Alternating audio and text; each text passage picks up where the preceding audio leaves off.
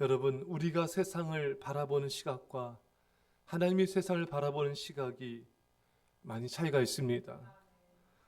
우리가 사람을 바라보는 시각과 하나님이 사람을 바라보는 시각에는 많은 차이가 있습니다. 여러분, 우리는 우리가 싫어하는 사람, 멀리하고 싶은 그런 사람, 그렇게 사랑과 긍휼로 바라보지 않지 않습니까? 하지만 하나님은 달라요. 우리가 싫어하는 사람도, 우리가 멀리하는 사람도 하나님은 긍휼의 마음으로 바라보신 것입니다. 우리가 생각하기에는 이 사람은 너무 큰 죄인이에요. 이 사람은 용서받지 못할 사람이에요. 하지만 하나님은 그들일지라도 불쌍히 여기는 마음으로 바라보신 것입니다. 하나님은 이스라엘 백성들만 사랑하신 것이 아닙니다. 이스라엘을 힘들게 하고 괴롭히고 공격하는 민족들도 하나님은 불쌍히 여기셨습니다. 하나님은 이스라엘을 그렇게 얼마나 힘들게 했던 앗수르입니까? 그 앗수르에서도 니느웨 백성들도 좌우를 분변치 못하는 자들이 아니냐, 그들을 불쌍히 여기고 요나를 책망하지 않았습니까? 여러분, 오늘 하나님께서 경고하시는 말씀이 나와요. 여러 민족들에 대해서 하나님이 경고하십니다. 그런데 하나님은 그들을 불쌍히 여셔서 그들에게 경고하시고 그들을 주께로 인도하기를 원하셨던 것입니다. 사랑하는 여러분, 우리에게는 이 마음이 필요합니다. 바로 하나님의 마음입니다. 오늘 본문은 경고의 내용이지만 하나님이 그 민족들을 얼마나 간절히 사랑하신지를 보여주고 있는 말씀인 것입니다. 유다는 바벨론에 의해 멸망하고 포로로 끌려갈 것이 예언되어 있습니다. 그런데 여기서 또 무엇이 예언되고 있는가? 오늘 본문에 바벨론에 대하여 받은 경고라. 유다는 바벨론에 의해서 멸망합니다. 하지만 이 바벨론은 이제 하나님의 그 악행을 심판하셔서 이 바벨론의 멸망이 예고되어 있습니다. 하나님이 바벨론을 향한 심판인 것이죠. 하나님이 바벨론을 칠 분노의 도구로 강력한 나라를 호출하고 있습니다. 어떤 나라입니까? 17절입니다. 17절 시작. 보라, 은을 돌아보지 아니하며 금을 기뻐하지 아니하는 메대 사람을 내가 충동하여 그들을 치게 하리니. 아멘. 메대 사람을 들어서 하나님이 바벨론을 치겠다 말씀하고 있습니다. 메대 다리왕 기억나시죠, 여러분? 페르사 고레스 또 기억나지 않습니까? 이 메대 다리오와 페르사 고레스의 지휘 아래 앞에 바벨론 왕조를 멸하시는 것입니다. 바벨론에 대하여 받은 경고라. 하나님은 당신의 백성에게 악행을 행하는 이 백성들에게 먼저 경고하십니다. 바로 치신 게 아니에요. 기회를 주신 것입니다. 회개할 기회를 주시는 거예요. 또 이사야 15장 1절에 보면은 모압에 관한 경고라. 여러분, 모압은 적은 면적을 가졌습니다. 땅은 비옥합니다. 요단 동편에 있는 루벤 땅과 사해에 인접해 있습니다. 룻의 시어머니 나오미는 가나안에 기근이 있을 때 모압에 가서 기근했습니다. 이 땅이 황폐할 것이라. 언제 이런 일이 일어나는가? 이사야 16장 14절에 이제 여호와께서 말씀하여 이르시되 품꾼의 정한해와 같이 3년 내에 모압의 영아와 그 큰 무리가 능욕을 당할지라.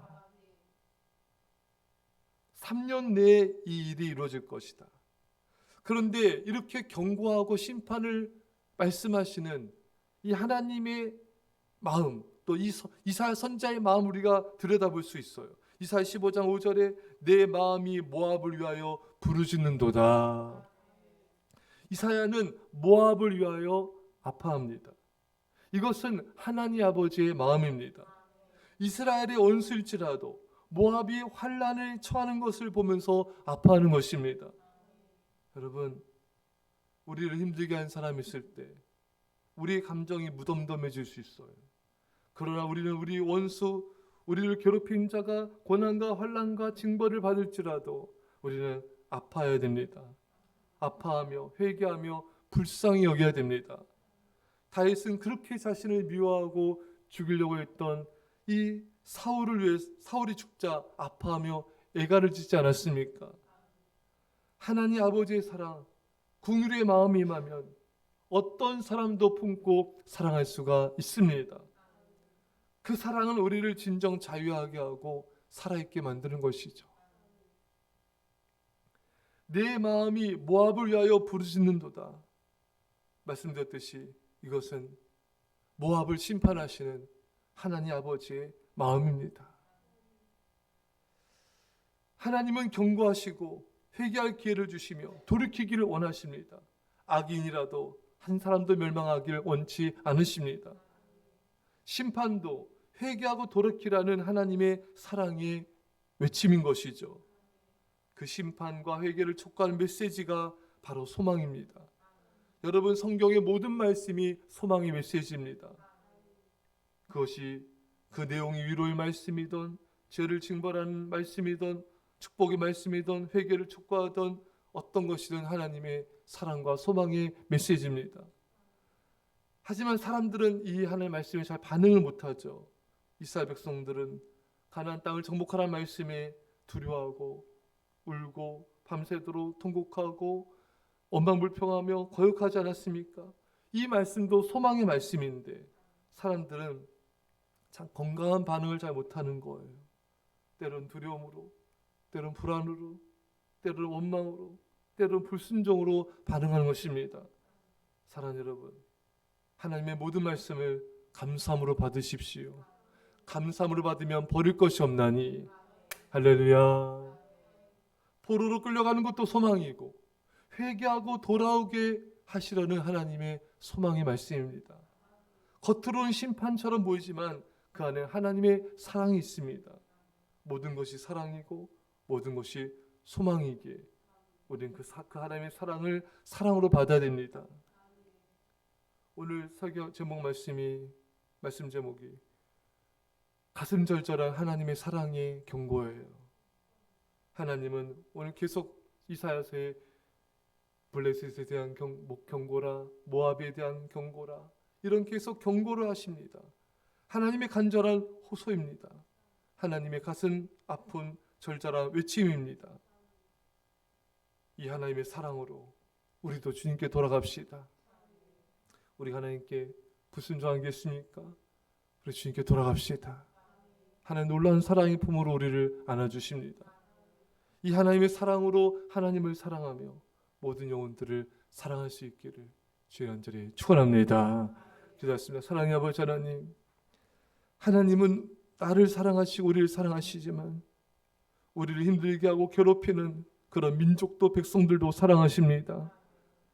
아버지 하나님, 우리도 어떤 죄인과 원수일지라도 주의 사랑으로 사랑하게 하옵소서. 그 사랑으로 품게 하여 주옵소서. 이 하나님의 사랑으로 우리도 주님께 회개하고 이 새벽에 돌아가게 하옵소서. 감사드리며 예수님의 이름으로 기도합나이다. 아멘.